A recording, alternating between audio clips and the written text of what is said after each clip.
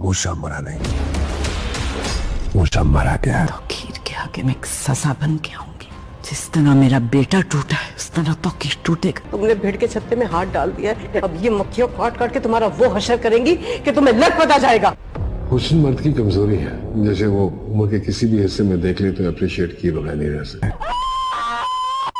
मोहब्बत के उसके हाल में फंसाया तुमने मुझे, जिसका कोई वजूद ही नहीं था। उसकी जो उम्र है ना, उसमें कोई लड़की मुस्कुरा कर देख ले तो हफ्ते तक नहीं भूलता, नहीं तो फिर उसकी जवान बीवी। मासूमा अपने अंजाम को पहुंच चुकी है और ज़ुहैब जो मासूमा के साथ अच्छा बनने का नाटक कर रहा था, ये सिर्फ और सिर्फ तौकीर के कहने पर कर रहा था।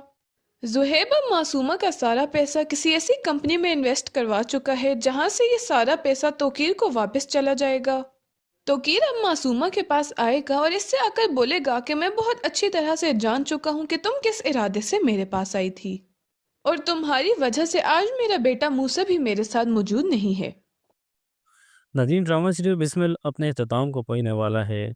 आने वाली एपिसोड लास्ट एपिसोड होने वाली है। लास्ट एपिसोड में आप देखने वाले हैं कि तौकीर बहुत गुस्से में होता है, क्योंकि ज़ुहैब की माँ और उसकी बीवी ने बहुत सी बातें सुनाई होती हैं और ऊपर से रेहान भी उसको तंज़िया बहुत सारी बातें सुना देती है। इसके बाद तौकीर को एहसास होता है कि उसने बहुत बड़ी गलती कर ली मासूमा से शादी करके। उसकी आंखों पर प्यार की पट्टी बंधी हुई थी, जिसकी वजह से उसका बेटा भी उससे छिन गया। उसे ये सब पता चल जाता है कि मासूमा उसको पैसे की खातिर धोखा दे रही है।